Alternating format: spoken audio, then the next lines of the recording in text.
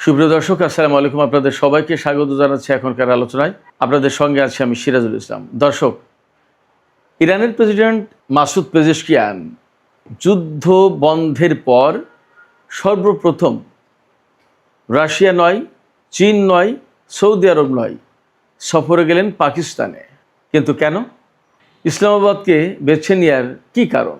ইসলামাবাদে তিনি 23শে জুন মঙ্গলবার যখন পৌঁছান, তখন তাকে গার্ড অব অনার দেওয়া হয়েছে, 21 বার তোপধ্বনি দেওয়া হয়েছে তাকে লক্ষ্য করে, এবং মাসুদ পেজেশকিয়ানকে পাকিস্তানের JF-17 যুদ্ধ বিমান দিয়ে বিশেষ অভ্যর্থনা জানানো হয়েছে। এই সফরের প্রেক্ষাপটে আন্তর্জাতিক বিশ্লেষকরা বলছেন, ইরান এবং আমেরিকার মধ্যকার যুদ্ধে সমঝোতা করা এবং আলোচনার টেবিলে বসানোর জন্য পাকিস্তানের সামনে খুলে যেতে পারে নতুন অর্থনৈতিক সুযোগ সুবিধার দরজা।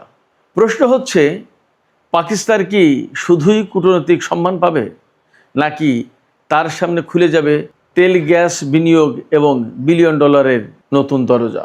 সুপ্রিয় দর্শক, আজকের ভিডিওতে আমরা দেখাবো মাসুদ পেজেশকিয়ানের পাকিস্তান সফরের আড়ালে লুকিয়ে থাকা সেই বড় ভূ রাজনৈতিক।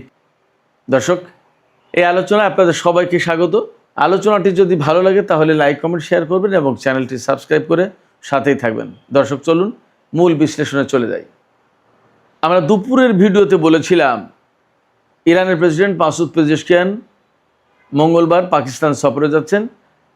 এখনকার ভিডিওতে বলা যাচ্ছে তিনি এরই মধ্যে পাকিস্তান সফরে পৌঁছেছেন এবং তাকে পাকিস্তানের প্রেসিডেন্ট আসিফ আলী জারদারি, প্রধানমন্ত্রী শাহবাজ শরীফ এবং অন্যান্য গুরুত্বপূর্ণ কর্মকর্তা থেকে শুরু করে সামরিক বাহিনীর প্রধান আসিম মনির অভ্যর্থনা জানিয়েছেন এবং কখনো দলবদ্ধভাবে, কখনো ব্যক্তিগত পর্যায়ে বৈঠক হয়েছে।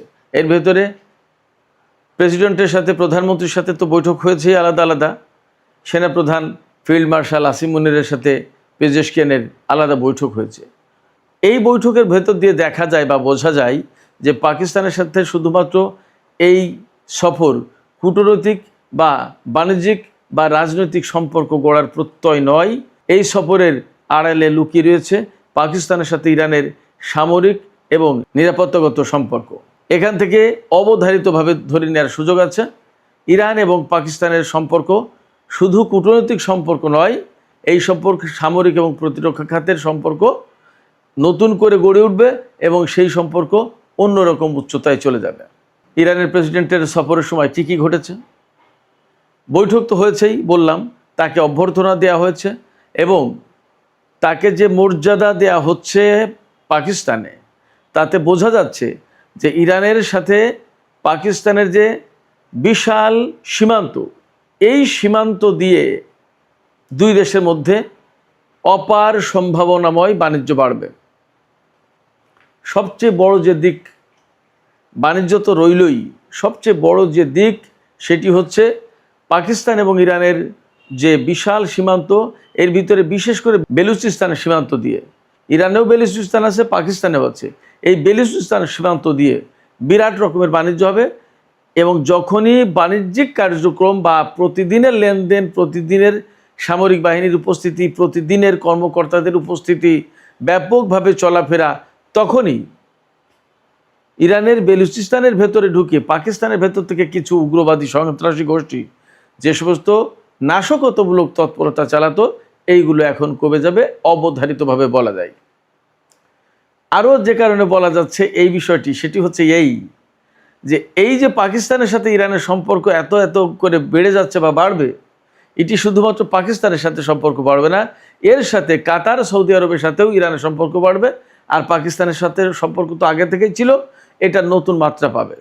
তার মানে দাঁড়াচ্ছে এই মধ্যপ্রাচ্যে, অর্থাৎ পাকিস্তান, ইরান, কাতার এবং সৌদি আরব, এই যে লাগোয়া কয়েকটি দেশ, ইরান এবং পাকিস্তান লাগোয়া দেশ, সমুদ্র পাড়ি দিলেই দক্ষিণ পশ্চিম পাশে কাতার এবং সৌদি আরব লাগোয়া দেশ, এই দুই দফায় 4 লাগোয়া দেশ, অর্থাৎ পাকিস্তান, ইরান, কাতার, সৌদি আরব, এই যে 4টি দেশ, এই 4টি দেশের ভেতরে নতুন করে একটা সম্পর্কের আলাদা রসায়ন তৈরি হতে যাচ্ছে। এই রসায়ন মধ্যপ্রাচ্য না, শুধুমাত্র আন্তর্জাতিক রাজনীতির অনেক হিসাব নিকাশ বদলে দেবে। আমি বলছিলাম একটা গুরুত্বপূর্ণ বিষয়, সেটি হচ্ছে যে ইরানের ভেতরে যে সমস্ত উগ্রবাদী গোষ্ঠী প্রায় সময় পাকিস্তান থেকে গিয়ে নাশকতা চালাতো, এমনকি আপনারা নিশ্চয়ই জানেন, আমরা সবাই জানি কম বেশি, ইরানের বহু সংখ্যক সীমান্ত নিরাপত্তারক্ষী নিহত হয়েছে এই সমস্ত উগ্রবাদীদের হামলায়, এবং প্রচুর পরিমাণে আফগানিস্তান সীমান্ত দিয়ে বা পাকিস্তান সীমান্ত দিয়ে মাদক চোরাচালানের কারবার হয়, এবং এই রুট মাদক চোরাচালানের রুট হিসেবে ব্যবহৃত হয়। এই জায়গায় যখন পাকিস্তানের সাথে এত এত সম্পর্ক বেড়ে যাবে, কাতার এবং সৌদি আরবের সাথে ইরানের এবং পাকিস্তানের, অর্থাৎ চতুর্পক্ষীয় একটা সম্পর্ক তৈরি হওয়ার সুযোগ আছে। এই সম্পর্ক যদি হয়ে যায় তাহলে আলটিমেটলি মানে আমি যা যা সংকটের কথা বললাম, মানে প্রত্যেকটি সংকট কেটে যাবে। এই সংকটের পেছনে কারা ছিল কারা আছে আমি এই মুহূর্তে আর তা বলতে চাই না, বরং আমি চাই যে এই সম্পর্ক এগিয়ে যাক, চতুর্মুখী বা চতুর্পক্ষীয় যে সম্পর্কের কথা আমি বললাম এটি এগিয়ে যাক। এর সাথে যুক্ত হবে কুয়েত, বাহরাইন, এই দুটি দেশও, আর ওমানের সাথে ইরানের সম্পর্ক তো আছেই। তার মানে দাঁড়াচ্ছে এই যে ইরানের সাথে ইরাকের সম্পর্ক দারুণ, আবার এই নতুন ডাইমেনশনে যদি পাকিস্তানের সাথে ইরানের সম্পর্ক হয় তাহলে পাকিস্তান, ইরান, ইরাক একেবারে পূর্ব প্রান্ত থেকে লম্বা করে পশ্চিম প্রান্ত এই পারস্য উপসাগরের উত্তর পাড় দিয়ে চলে যাবে। ওপাশে কুয়েত, বাহরাইন, সৌদি আরব, কাতার এবং ওমান যদি একটা লাইনে আসে, মাঝখানে থাকবে সংযুক্ত আরব আমিরাত।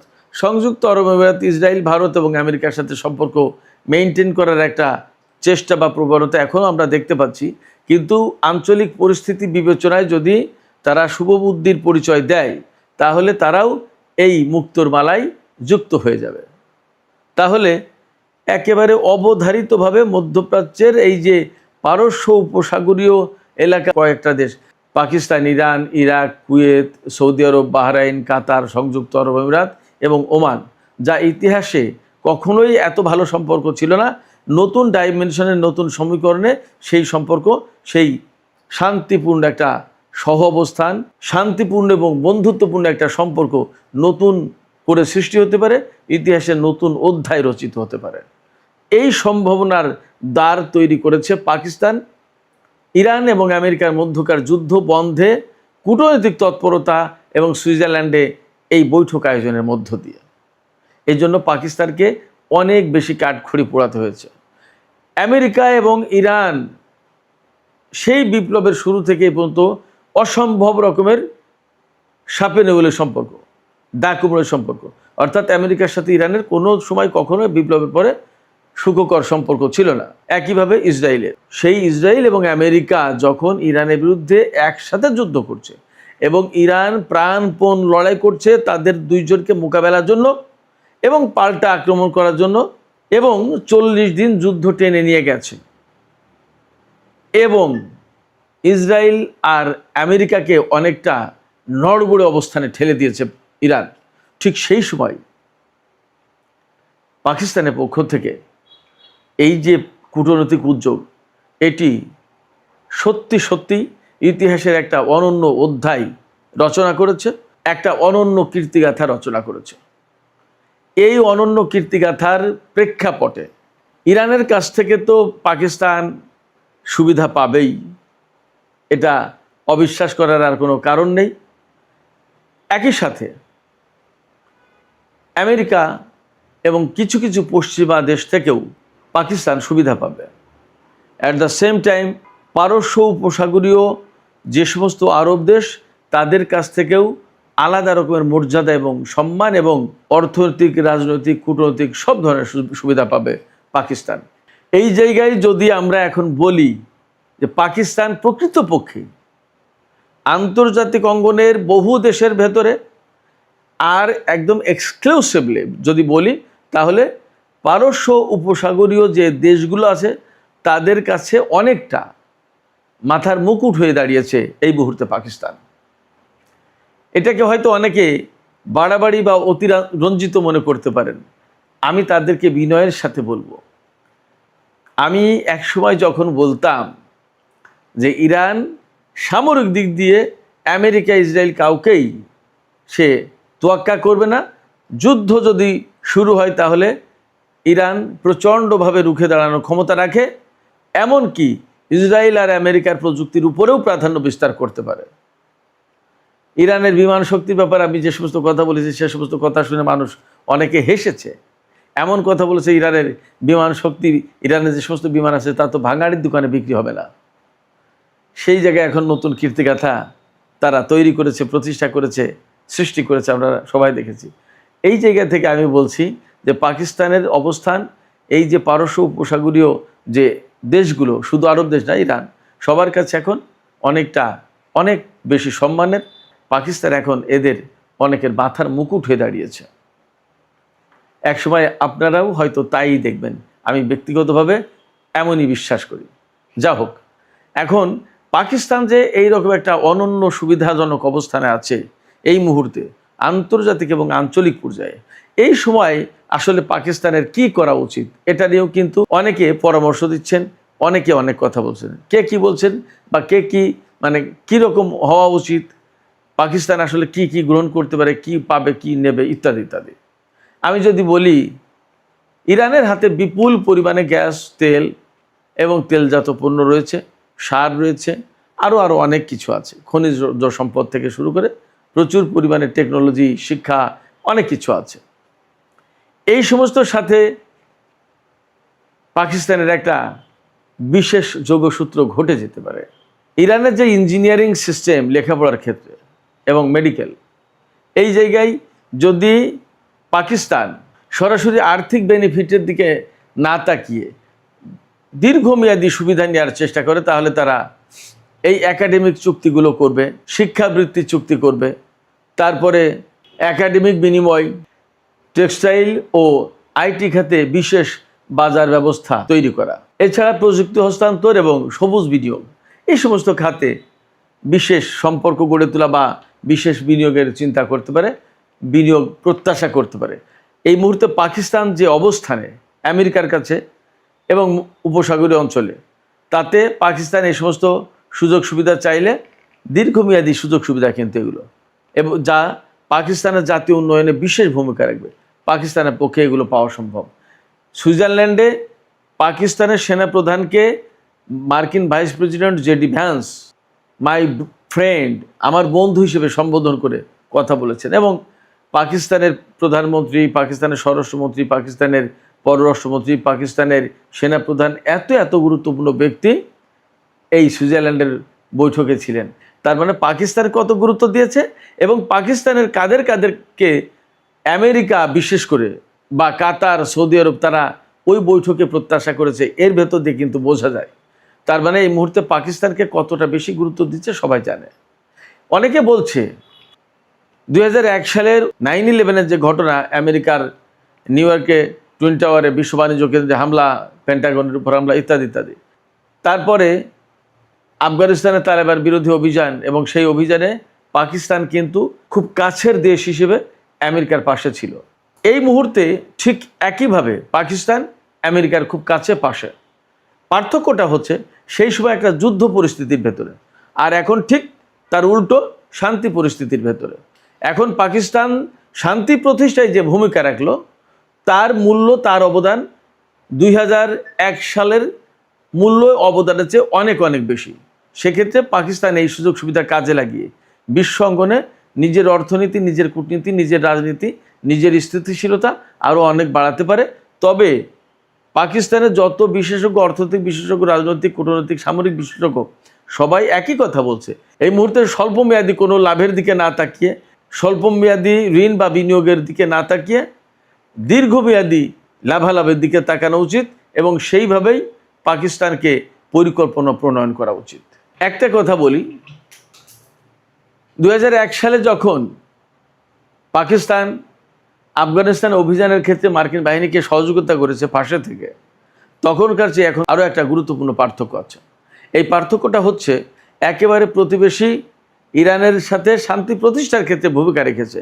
তার মানে ওই সময় 2001 সালে আফগানিস্তানের যুদ্ধ করার ক্ষেত্রে আমেরিকাকে সহযোগিতা দিয়ে আফগানিস্তানের শত্রুতে পরিণত হয়েছিল পাকিস্তান। আর এখন ইরানে যুদ্ধ বন্ধ বা শান্তি প্রতিষ্ঠার ক্ষেত্রে ভূমিকা রেখে ইরানের বন্ধুত্বে, একেবারে ঘনিষ্ঠ বন্ধুতে পরিণত হলো পাকিস্তান। এবং তখন কিন্তু একা পাকিস্তান ছিল। এখন পাকিস্তানের পাশে সেই তুরস্ক থেকে শুরু করে তুরস্ক, সৌদি আরব, কাতার, ওমান, এ সমস্ত দেশের একচেটিয়া সমর্থন রয়েছে।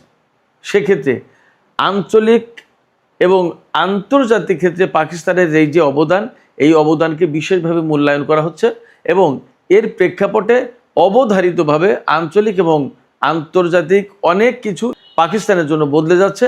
একই সাথে এই অঞ্চলের ভূ রাজনীতি এবং কৌশলগত সমীকরণ বদলে যাবে এবং সেটা ইতিবাচকভাবে এই অঞ্চলের প্রত্যেকটা দেশের জন্য কাজে লাগবে, এই বিশ্বাস করার যথেষ্ট কারণ আছে। আর এর পেছনে সবচেয়ে বড় ভূমিকা রেখেছে পাকিস্তান, তাতে কোনো সন্দেহ নেই। পাকিস্তানের এই ভূমিকা রাখার ক্ষেত্রে সৌদি আরব, কাতার, তুরস্ক, মিশর, এই প্রত্যেকটা দেশ একেবারে বিশেষভাবে সহযোগিতা করেছে। ফলে এই প্রত্যেকটা দেশ এই আঞ্চলিক ভূ রাজনীতির সমীকরণে যুক্ত থাকবে এবং প্রত্যেকের ইতিবাচক একটা সম্পর্ক গড়ে উঠবে, এমনটা আশা করার যথেষ্ট কারণ আছে। আমরা এমনিভাবে আশাবাদী হতে চাই। সুপ্রিয় দর্শক, এখনকার আলোচনা এখানেই শেষ করব। তবে যাবার আগে আরেকটি তথ্য জানিয়ে রাখি। 22শে জুন সোমবার কাতারের এলএনজি প্ল্যান্ট রাস লাফানে যে ভয়াবহ বিস্ফোরণ হয়েছে, তাতে 13 জন মারা গেছে, তার ভেতরে 12 জন ভারতীয় নাগরিক, আর 66 জন আহত হয়েছে, তার ভেতরে ভারতীয়, পাকিস্তানি, কেনিয়া, এমনকি বাংলাদেশের নাগরিকও রয়েছে। তো তারা সবাই এখন স্থিতিশীল অবস্থায় হাসপাতালে চিকিৎসাধীন। 13 জন মারা গেছে, 12 জন ভারতীয়, একজন কোন দেশের নাগরিক আমি তা জানতে পারিনি। আমি সর্বশেষ এই খবরটুকু আপনাদের সাথে শেয়ার করে এখনকার আলোচনা এখানেই শেষ করছি।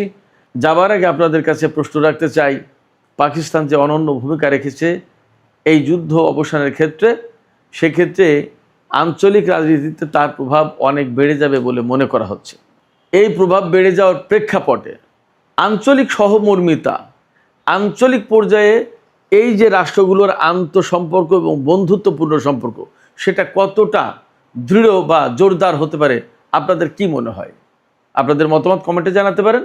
আর ভিডিও ভালো লাগলে আবারও বলি, লাইক, কমেন্ট, শেয়ার করুন এবং চ্যানেলটি সাবস্ক্রাইব করে সাথেই থাকবেন প্লিজ। আপনাদের সবাইকে অনেক অনেক ধন্যবাদ। আল্লাহ হাফেজ।